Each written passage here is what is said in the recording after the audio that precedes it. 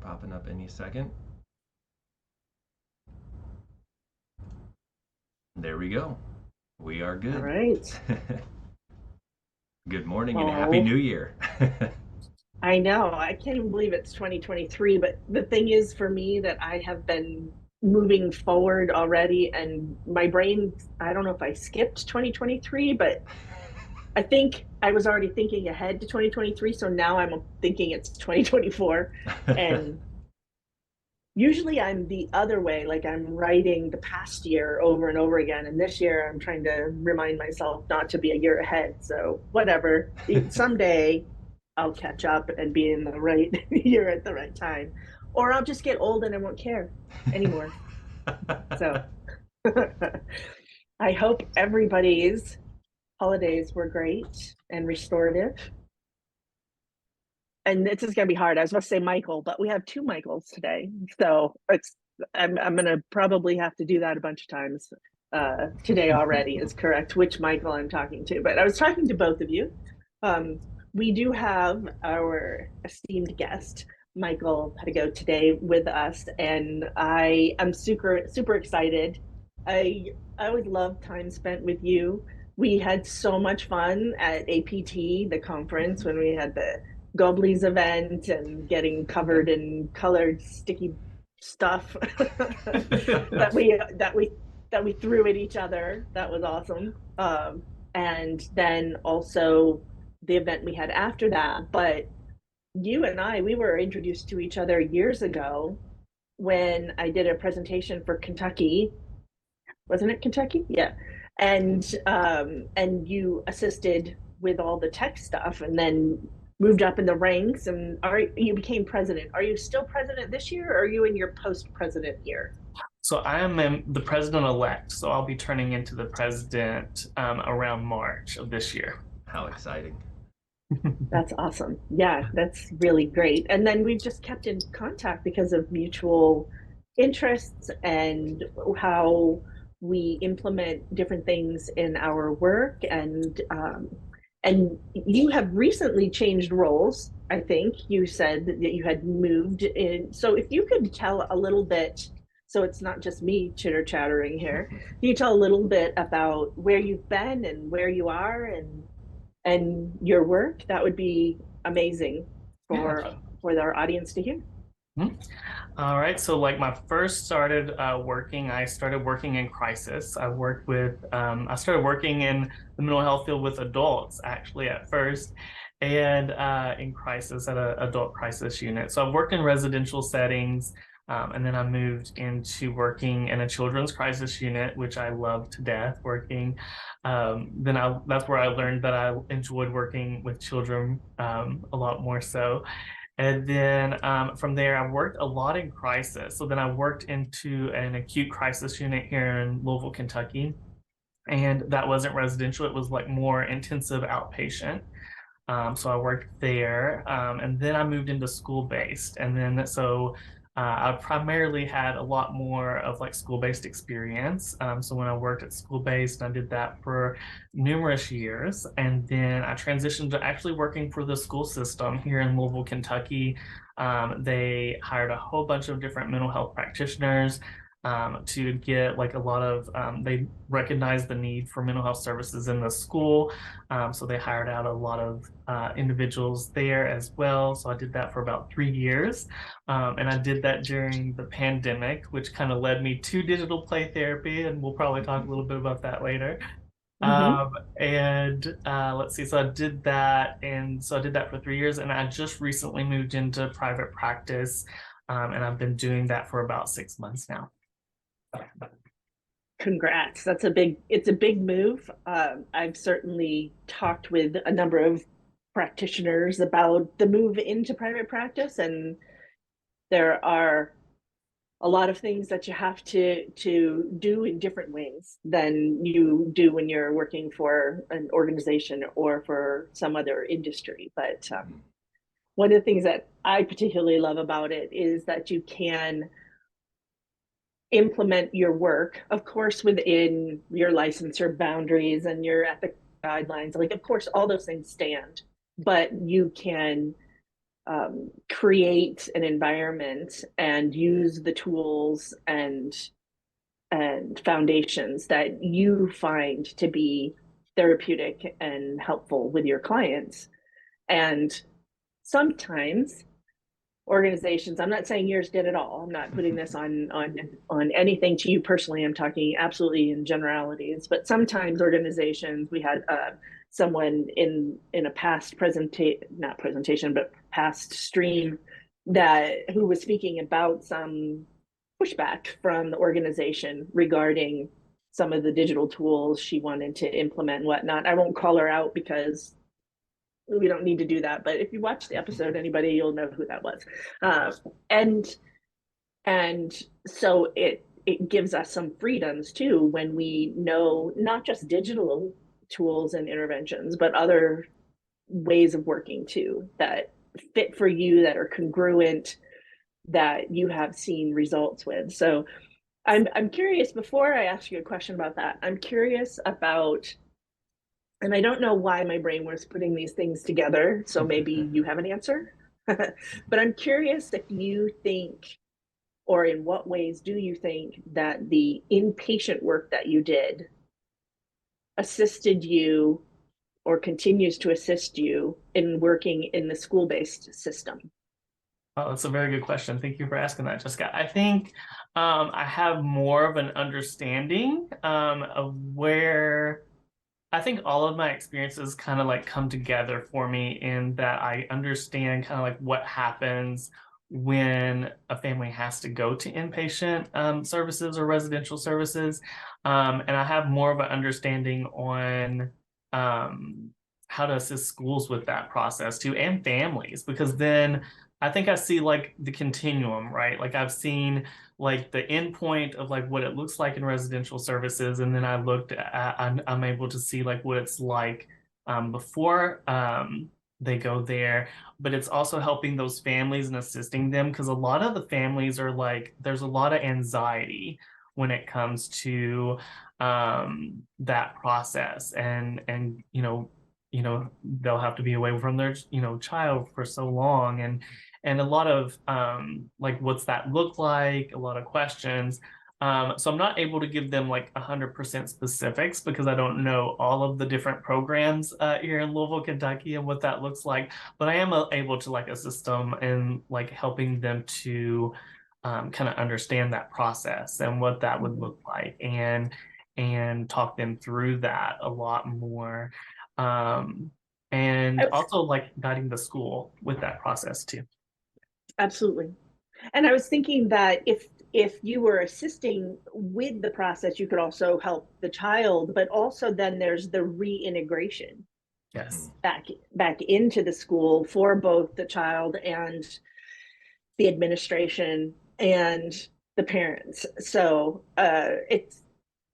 it's interesting that some of the things that we do early on in our careers, how they end up really informing and assisting the future I think it process as also well. introduces like a sense of calm as well because, I worked in schools and Jess, I know that you have a lot of years as well, but when schools are dealing with some sort of crisis, especially with children, it's very frightening. Even schools themselves get very frantic and very scared because they care so much about the children, that being able to have someone, who has experience like yourself to bring a sense of calm and to kind of bring structure and bring it's going to be okay. This is where we're going to go. And I'm sure that's helpful for everyone involved, even, teachers, staff, parents, and the child, like Jess was saying. Totally, I agree. And as well with the integrating back in, that's the important part, like transitioning from the hospital back into the school and collaborating with those residential settings to make sure that that's as smooth process as possible for the client and the families as well as the school. Yeah. Yeah. So one of the things that you and I have talked about, and I even mentioned at the right before we started here today, was that you are one of the most digitally savvy therapists I have encountered, and appreciate that very much, to be able to just have conversations, whether it's hardware or software, and you certainly know more than me in a lot of areas. So it's been great for me to have that opportunity.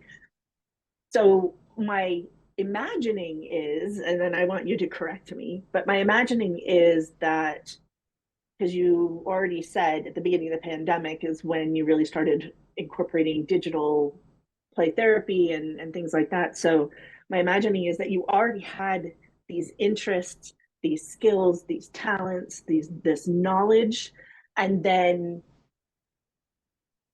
all of this hits, and then you had an opportunity. So it seems like it was another coming together of past interest and knowledge coming together to serve your current and your future. Is that accurate, or can you tell us a little bit about how you got here? Yeah, I can expand on that. Thank you.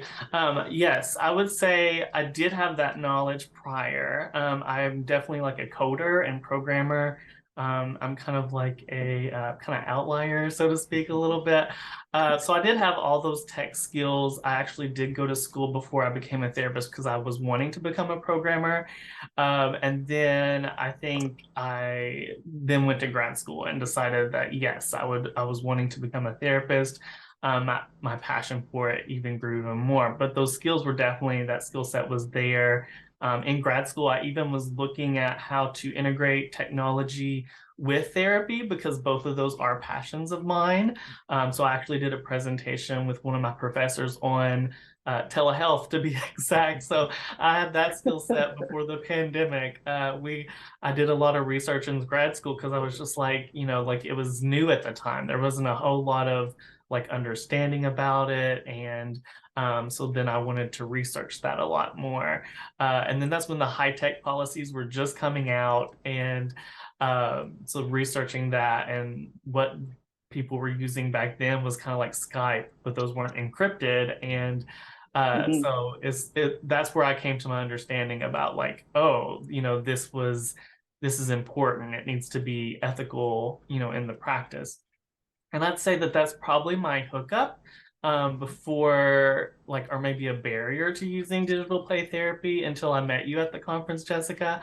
The barrier was kind of like I didn't know how I could ethically like practice, using the skills that I have in technology, but I also knew how people how hackers got information and how, easy that can be sometimes. So I definitely didn't want that to happen to my clients or my clientele.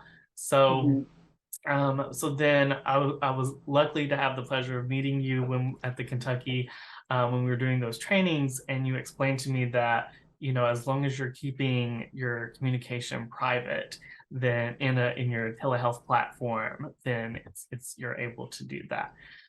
So then I think during the pandemic that I used a lot of those skills that I had. Luckily, I still did the trainings because I still felt like I needed to. Like, I feel like every other therapist probably around that time, like, was like, what are we doing? How are we doing with this? How is this going to look, during the pandemic? Mm-hmm. And I think I kind of like went towards Minecraft was like one of the main things that I probably used. And that was because the school, it was free for the students as well as for myself because they had what's called Minecraft Education Edition. And Mm-hmm. so I already knew my students had access to that. And so that's kind of like how I ended up using those kind of techniques after speaking with you about like my barriers and hookups, and then kind of like diving in and using, my technology skills and doing that with my clients. The programs that Minecraft and Roblox even has some as well for education is is pretty amazing. And there's a oh, I'm gonna have to peek at my LinkedIn maybe while you and Michael are chatting a bit or something. But Stephen, I think it's Stephen Reed. Are you familiar with him? That name sounds Stephen, familiar. yeah, he has done some really amazing work in combining Minecraft and education. So for anybody who wants, there's certainly he's not a therapist. So I'm talking about in education, but there are so many bridges that can be made between the uses in education and the uses in therapy. And then when you're working as a therapist in the school-based system, all the better. But part of what you also spoke to is the importance of that combination between what hardware is available and what software is available within the environment you're operating in. And in this case, it's a system of the school. If they've already approved it for educational purposes, then you don't have to go through all the explanation and the red tape and the begging and the pleading and whatever might need to be happening in order to use a tool within a school system. So it makes sense to me. I'm guessing you already knew the program as well, which also helps.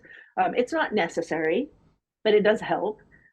So I know that my use of Minecraft in my work has been very powerful, but I'm certainly more interested to hear from you about how you have seen Minecraft be an assist in your work, and if you have any like sanitized case examples or anything like that. Of course, everybody loves to hear those, just to just kind of envision the process of, okay, we have this game and you have access to it, cool, and there's an education program, cool. Well, now how is it therapeutic is one of the key questions. Yes, thank What you do you for think? Yeah, Mm-hmm. totally. So I guess I'll start by talking about like how I started with Minecraft. And there's one game that is actually on the Education Edition called the Mindful Night, and that really kind of like spoke to me of like, oh, the Mindful Night. Mindfulness is a huge component of like dialectical behavioral therapy as well as other type therapies. And so I just kind of tried it out first, like I was like, I want to try this before, like I start integrating it with my clients.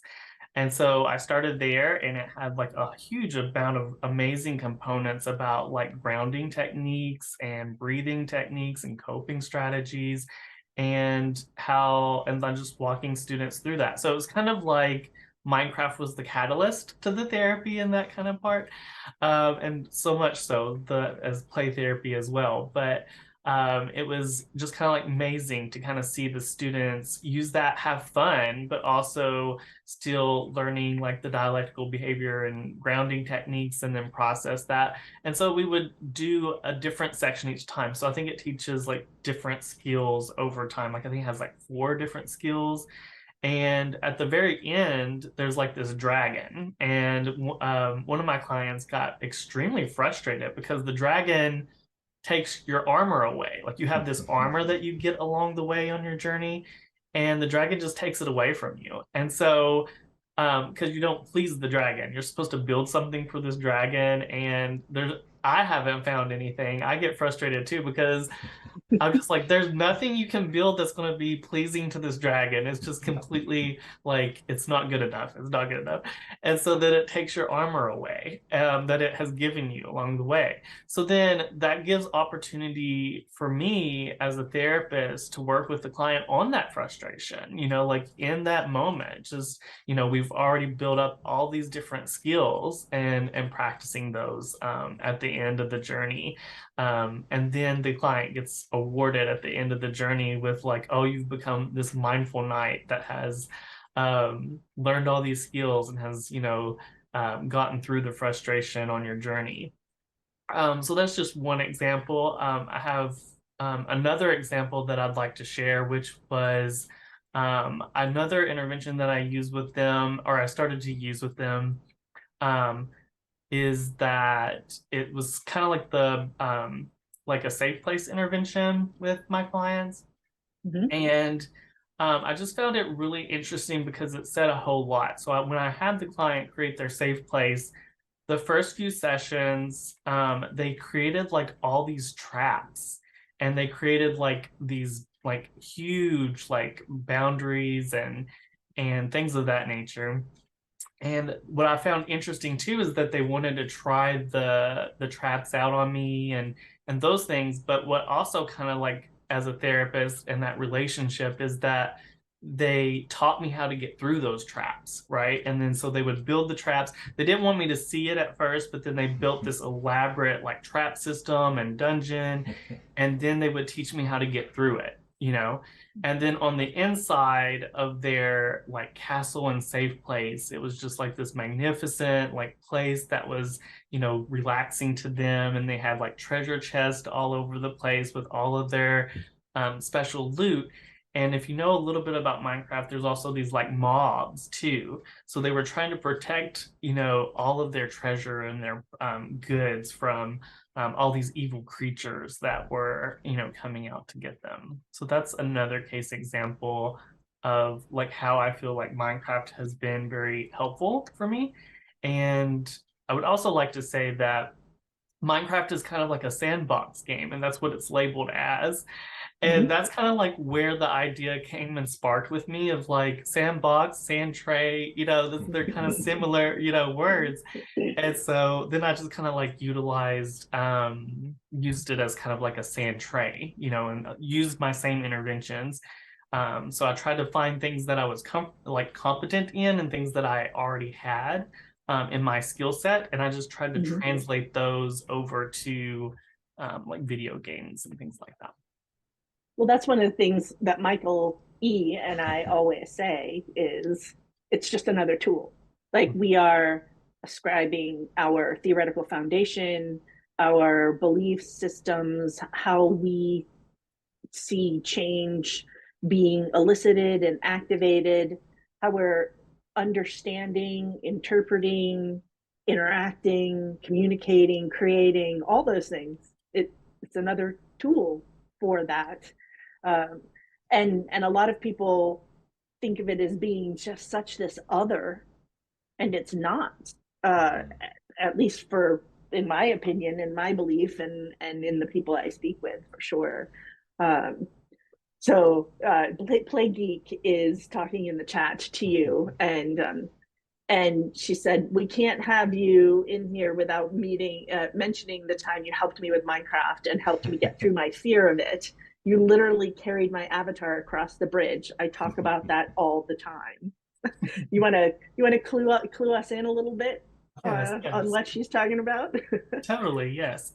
So I actually used another, like I created a Minecraft world that is kind of like the inside out world, like inside her mind, like Riley's mind. And so I hope she doesn't mind me sharing her name, but I ended up like carrying her and helping her through this in Riley's mind. And luckily she was able to kind of try it out with me too before I used it with my clients.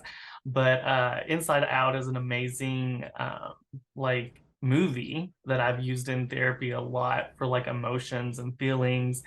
And Riley's mind also has like these what do they call these islands of personality, like their core memories. And if you know a little bit about EMDR and like core memories, those are really important to us as well. So that's usually how I get the concept of, you know, core memories to younger kids is, you know, through Riley's mind if they like have seen that movie, and most kids have seen Inside Out. But Mhm. yes, so I helped Fiona like overcome her fear and crossing the bridge and walking through, you know, over that and working through skills and helping kids. Like some kids don't, and some adults have never played Minecraft before, and they need Mhm. a lot of like guidance on like movement and how do I move and how do I play this game and any digital tool.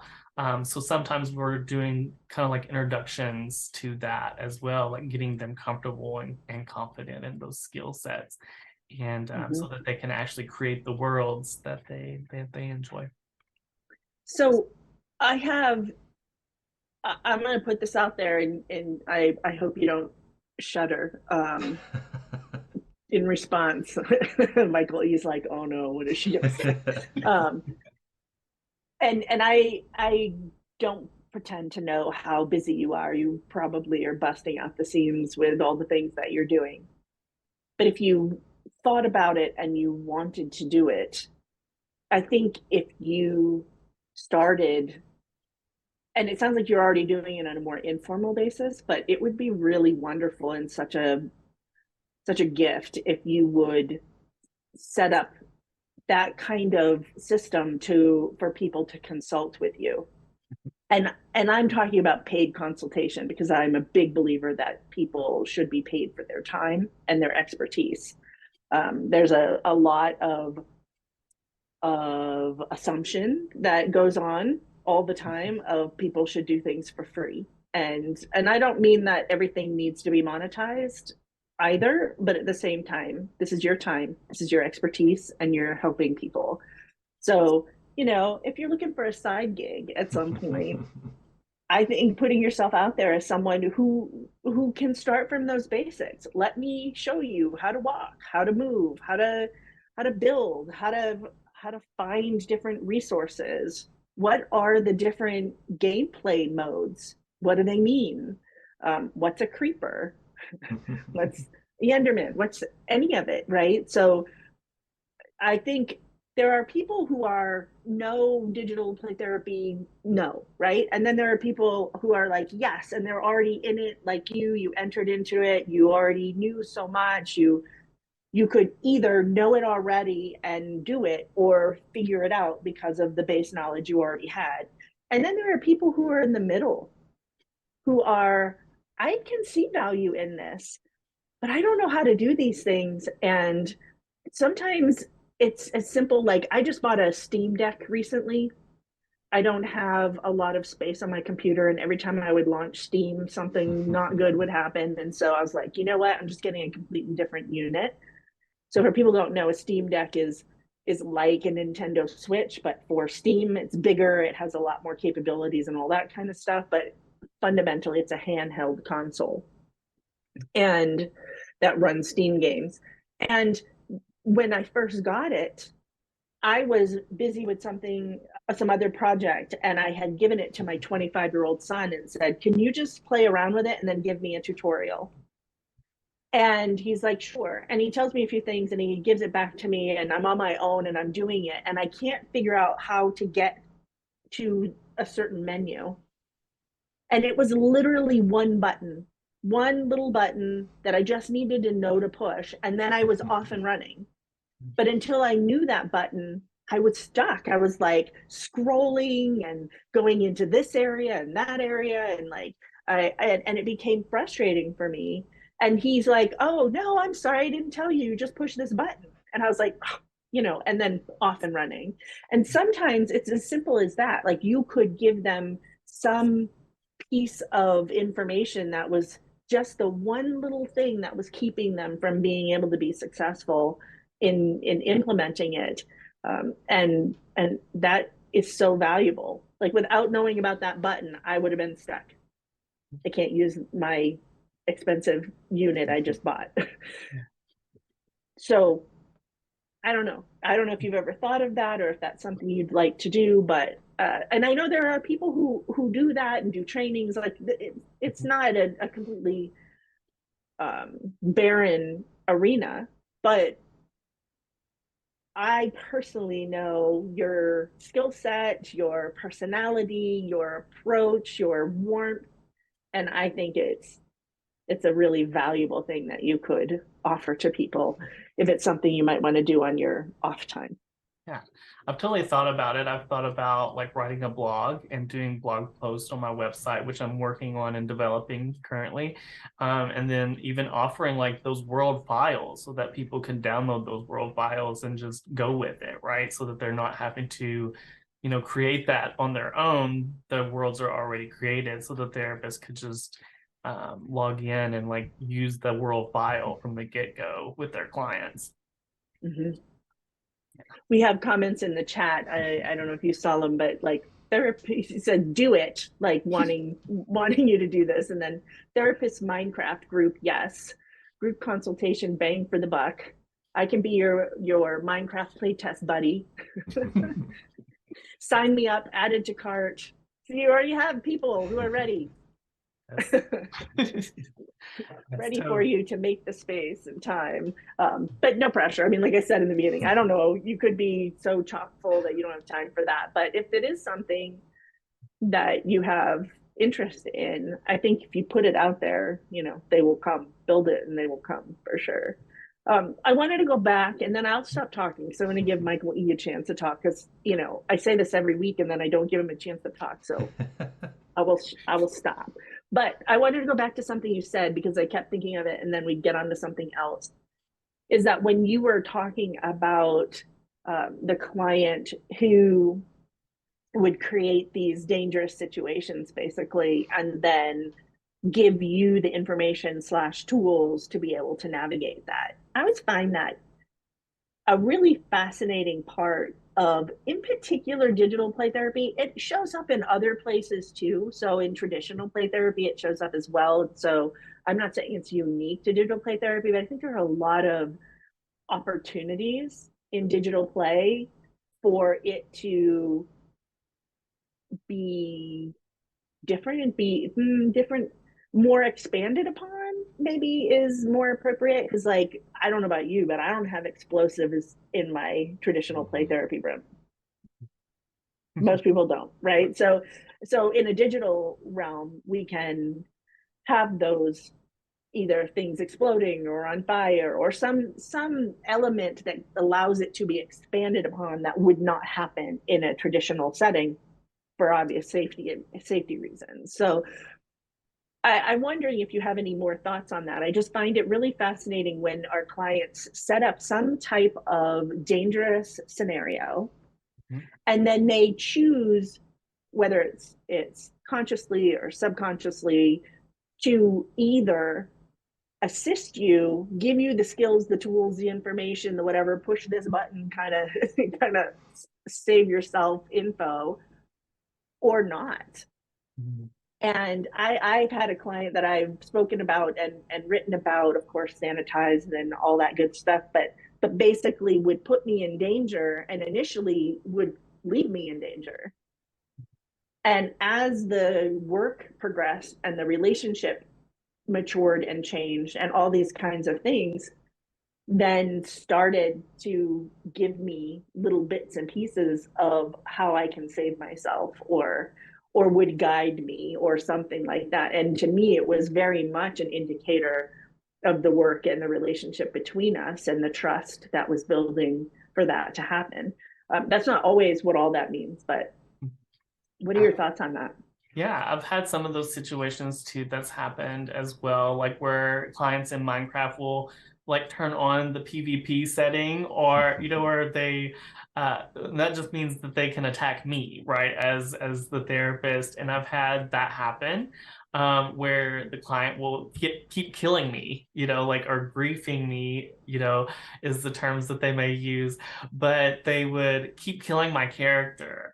And part of that, like, I kind of was like, that they were trying to demonstrate some competence too, that they're able to do that, they're able to, or like kind of one up me, I guess, like I'm able to kill you and you're not able to kill me back. So they do set up some situations. Same thing with like Minecraft Bed Wars, like it's very competitive, where the intention is to like kill each other and kind of like go after each other's bases, so to speak, and kind of challenge that kind of way. And then so I've seen that where that's happened like in the beginning of the relationship, where they're more I guess like trying to put me in these dangerous situations or end up killing me. And then I'll see like later on they're more cooperative. They like they'll do like where we're on a team in Bed Wars, and then we'll be challenging other people, in that kind of situation. So that's been very interesting as well to kind of see that kind of come to fruition. Or they'll send like these animals after me. Like in Minecraft, you also have these different kind of like animals that you can spawn, like whether you can get like a pet dog or a pet wolf. So then there's been situations where I've been put in like a whole big bunch of like wolves were coming after me. And then later on, it's like they would come back and like, either kill the wolves or in the future just kind of like help me out with the wolves, to where, and then to me that kind of signaled like that they don't need that protection anymore, right? Like those wolves were kind of like the client's protection to protect themselves. And to me, my interpretation of that was that they didn't need them anymore. The protections was gone, and they were able to kind of continue with the therapeutic process.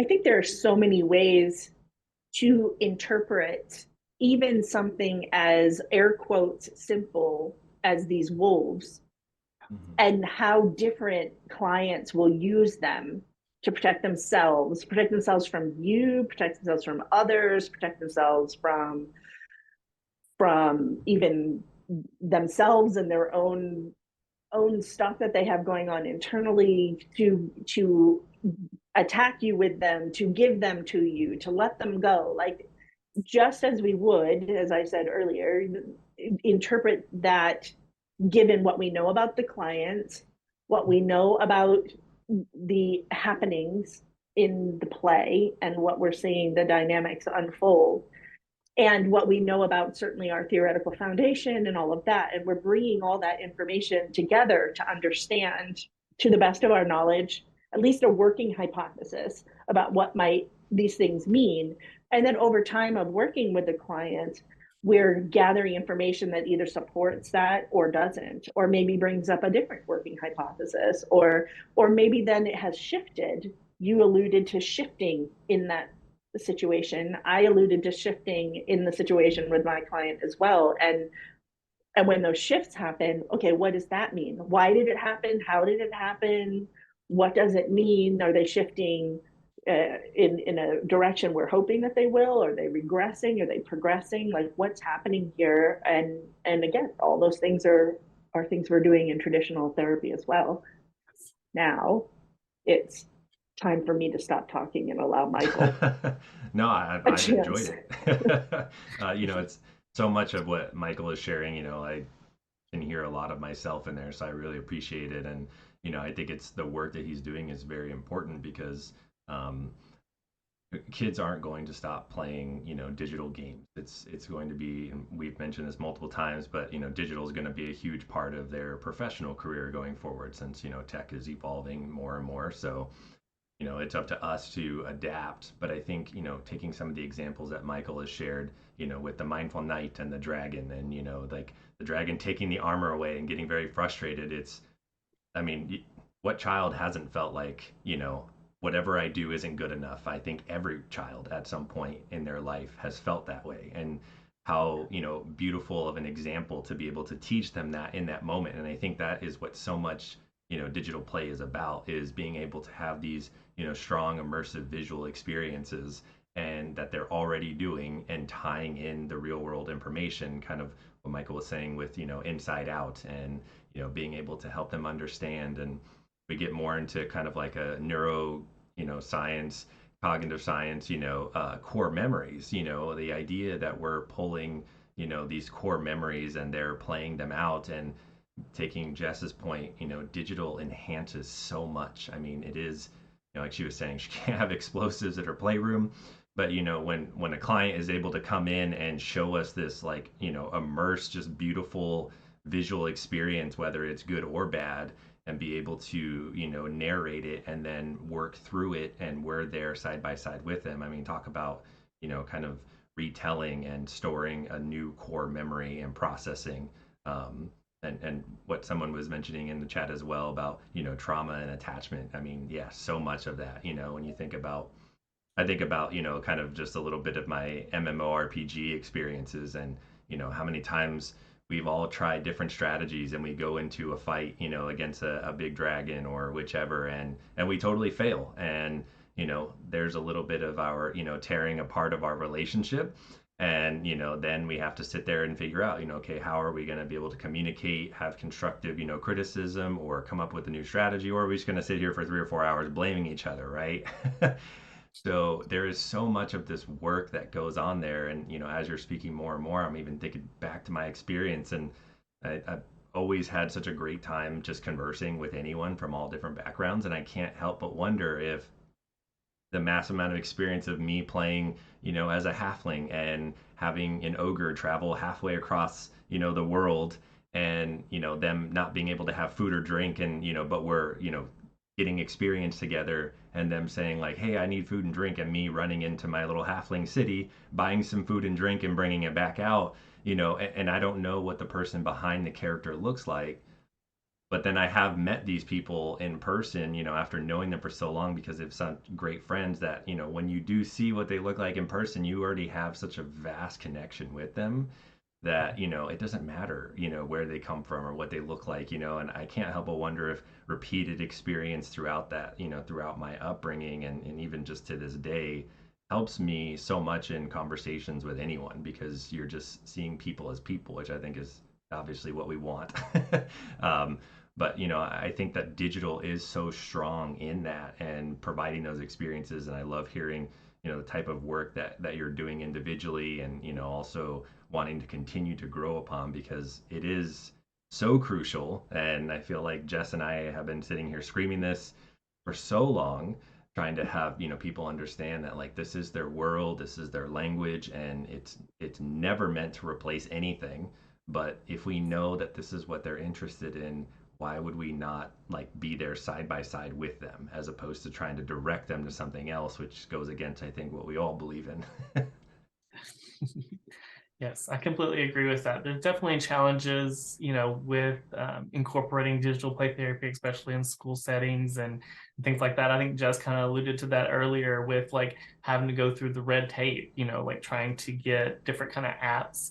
I know with the district here in Louisville, it was kind of, it's hard. You have to go through a process, and I think the process takes about a year to kind of do that. Wow. But there's also like technical challenges that also do that, as well as the social challenges, like especially with teachers and administration, with not understanding like what digital play therapy is, and like, you mean you're gonna go take the kid and play video games, or the kid will come back and tell the teacher, oh, I just, or the other kids like, oh, I got to play Minecraft with Mr. Michael, and so it's having to advocate for our profession too in the schools, I think is really, really important. And talking to the teachers and letting them know what we do. A lot of teachers understand like game-based learning, because that's kind of like been some of the stuff that they've been educated on, and how to use that and use game-based learning. So that's kind of like where I start with teachers as well as administrators, and just send them the research on, game-based learning, or have, trainings on like what play therapy is and why it's important. And then sometimes they'll understand that, but then sometimes there's still that, mentality of like, why are you playing video games with them when they need to be disciplined, right? Like they need to have consequences. They don't need to be playing video games. They need to be, um, you know, but then I try to explain that, like this is how we use these strategies or tools to help them regulate. Maybe they might not be regulated in that moment, and trying to help regulate the students, and also get to see, their world and their perspective and thing is really important. I loved being Mhm. in the schools, because I think I've shared this before, but I don't know if I've ever shared it with you. Jess knows, but I remember when I was in school, and I had, so I was a middle office, and the person to my right was the district psychologist. And then the person to my left was the speech therapy room. So the speech therapy room, as you said, like they're playing games, right? They're playing board games, and I'm using, digital tools. I would bring, at the time I had a Nintendo Wii U, so I had that in there and playing. And the district psychologist, knew that I would use these types of tools. So I'll always remember this. She was super nice, but I always think back to this moment. But she took like this research article and printed it out and slid it underneath my door. So she like didn't even really have, I guess, kind of the respect to hand it to me personally, but it was about how games can be damaging for kids and things like that. And I just like, I felt like going and printing out, just like every single article that's against that, and just like, putting it in a box, and just, like opening the door and sliding the whole box in there. But, I just kind of said, okay, I think this is important, so I read the whole thing, and, I kind of just said, okay, I can see what the concern is, but again, she's not in the room with me. She's not seeing how it's helping my clients. And then I started, seeing her and also the rest of the the staff, the principal and stuff like that, and then another district psychologist that are like, I don't know what you're doing with the kids, but it's working, and they're like, can you keep them longer? Even though at the time I was only, I was still in grad school at the time, so I was only still, seeing short-term services that were, 10 to 12 week sessions of, free services.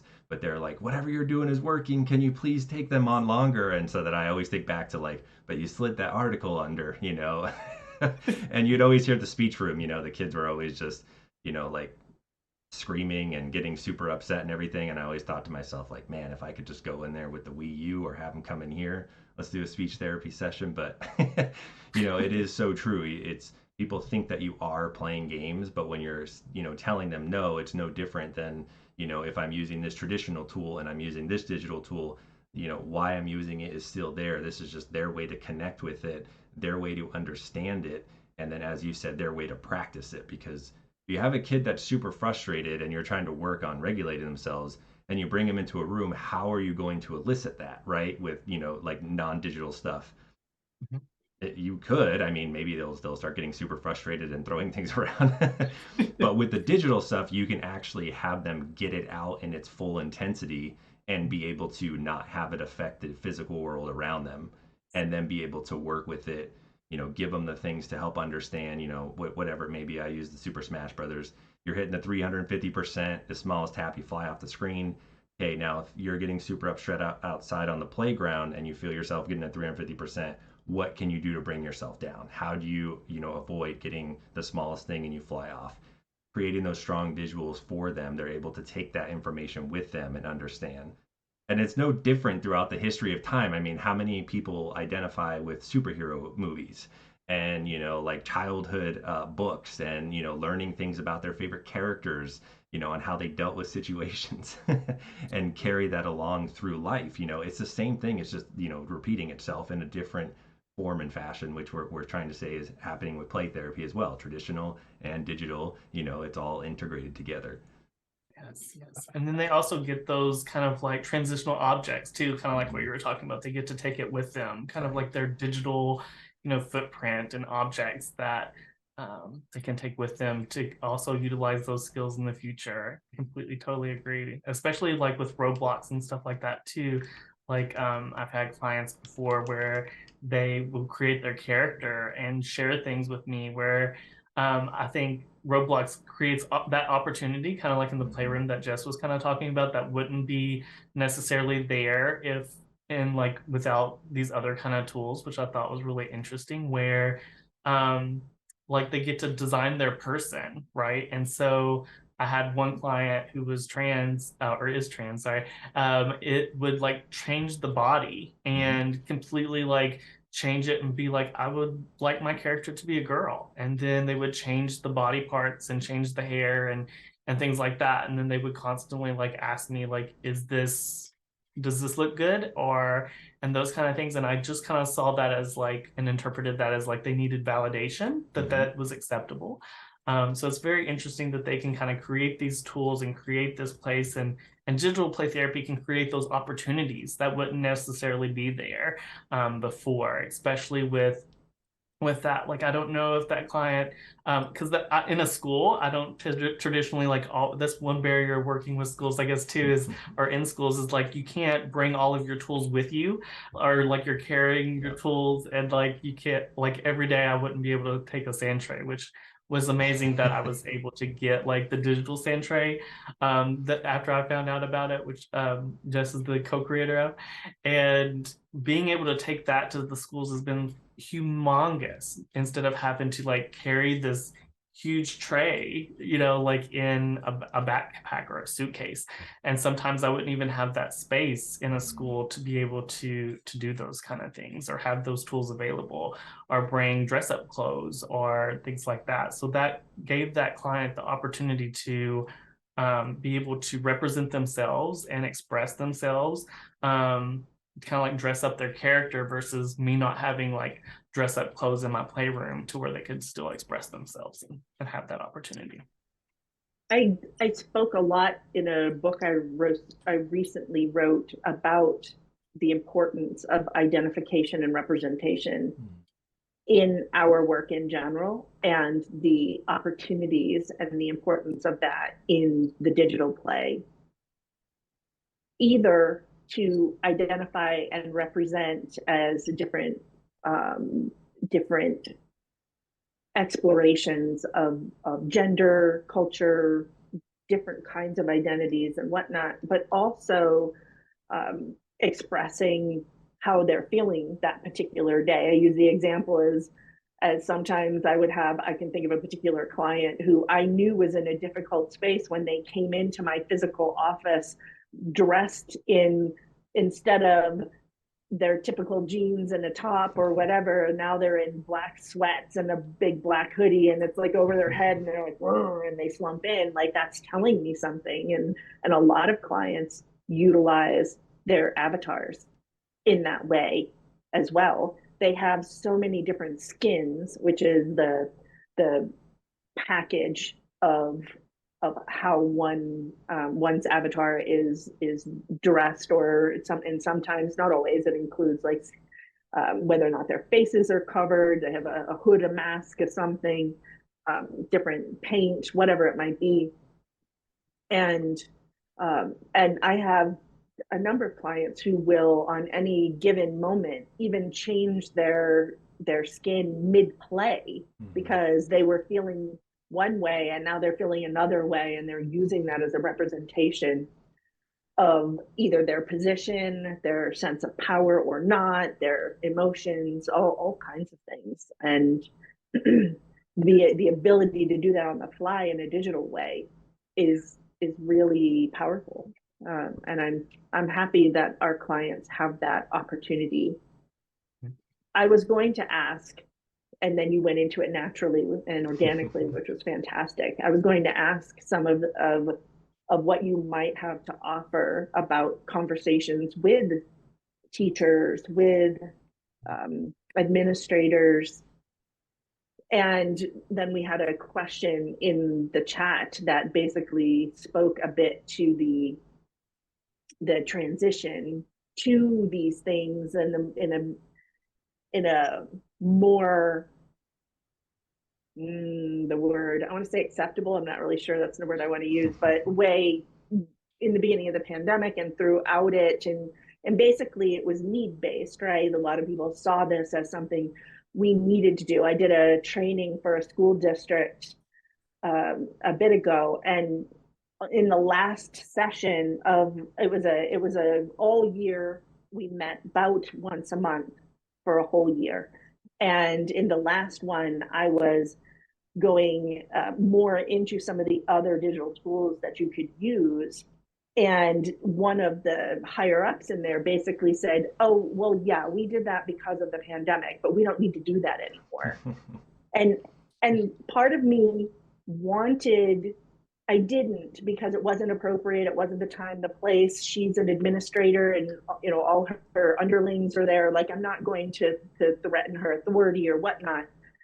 But I really wanted to have a private conversation with her because, well, let's think that through. If you're saying to me that didn't really have value, we only did that because we had to do it, then why were you doing it in the first place? If it didn't have value, if it didn't, what service were you providing if you thought it had no value? One, and two, could you really think back to those cases and tell me that there wasn't any movement, any benefit, any whatever?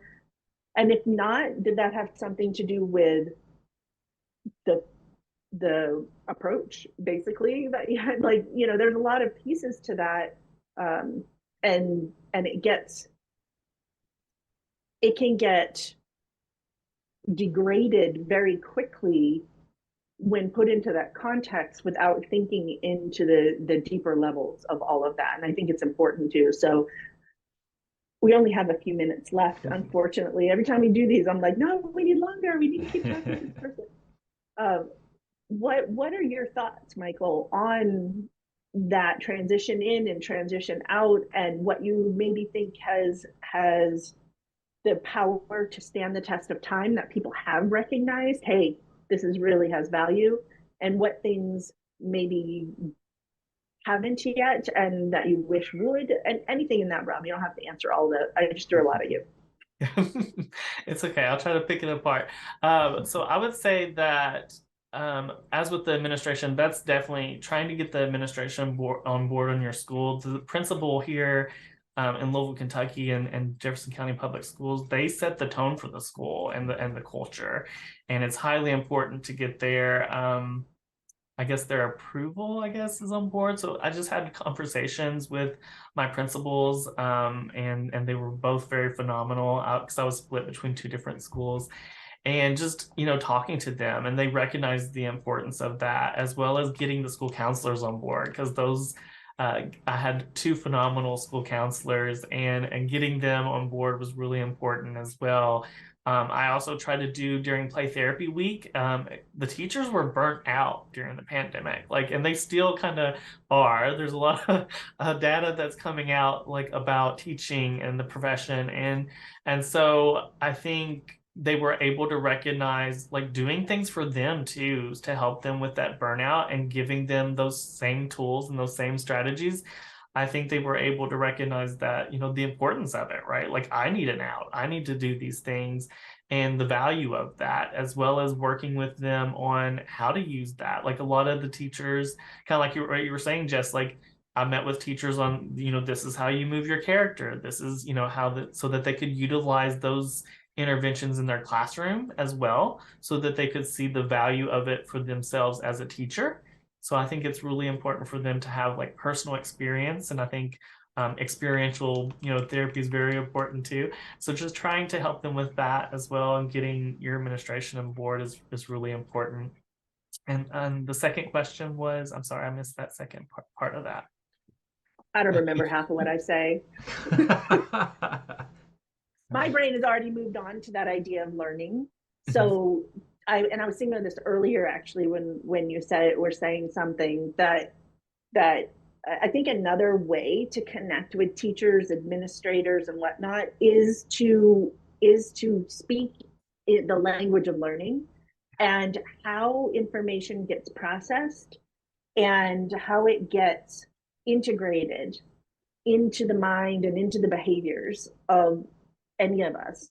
And so if we speak to the experiential, the importance of experience, and the fact that different people learn different ways. Some people are audio, some people are visual, some people are more experiential, and some people are a combination of any of the above.